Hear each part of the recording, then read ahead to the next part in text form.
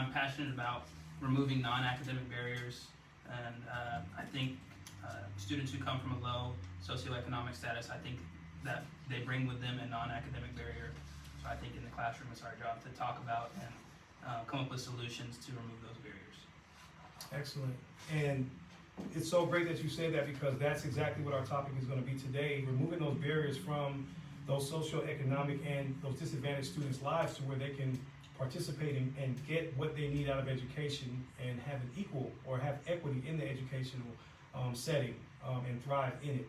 So before we get started, I would like to establish some norms. One of the norms is to keep comments constructive and professional. We want to maintain the focus of the topic of the meeting, which is economically disadvantaged students. We're not going to veer off and talk about behavior or school athletics or something like that. We're going to stick to the topic so that we can come to a logical solution as to what barriers are and how we can kind of come to solutions and conclusions that we can probably present to administration that can help our students.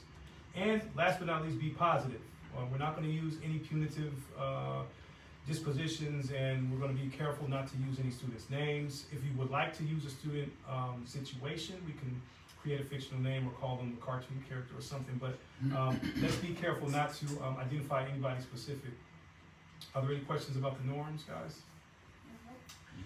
Once again, thank you all for participating, and let's talk about it. I mean, at the beginning of the week, I heard you, Ms. Corporate, and Mr. Stewart, you guys were talking about meals and how healthy meals are important in the lives of our students and access to healthy meals. And I said, you know what, this could be a good part or a beneficial part to the conversation. So speaking about economically disadvantaged, kind of talk about what that conversation was and how that kind of relates to how students can get through a day, whether they're eating or not, or whatever the case is in their home life, and how that connects to school. So I think my viewpoint on this entire conversation, I think I started in the early 2000s, and the conversation and the lingo was mostly talking about how kids need to overcome their disadvantages. They need to show grit and Yes. things like that. Well, I went to a training and I read a book by Paul Gorski, and he was talking about removing those barriers so kids won't have to overcome those things. So making sure we have social services as far as food, mental health care, things like that in the school community. Right. So the kids don't have to show up to school hungry and show grit to overcome that on the start. No, let's just feed the kids. Right.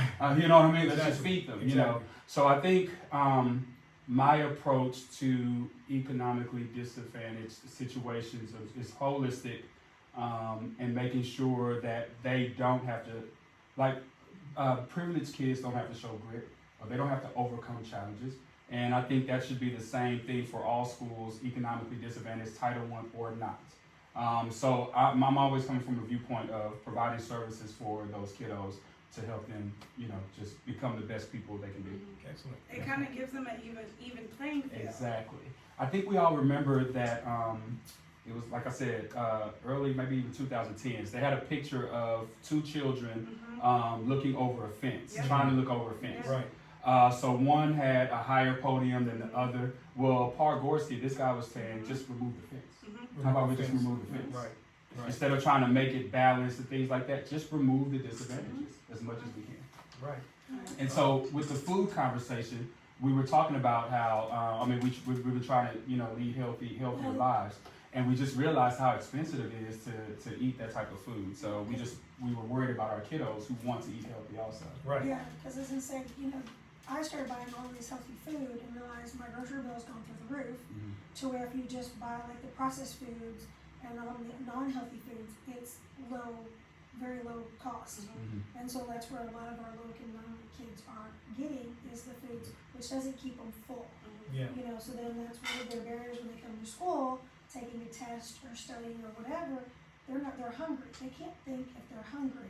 So, I know I do, supply food for kids that, need that extra help. you Yeah. know, to get through the day. Yeah.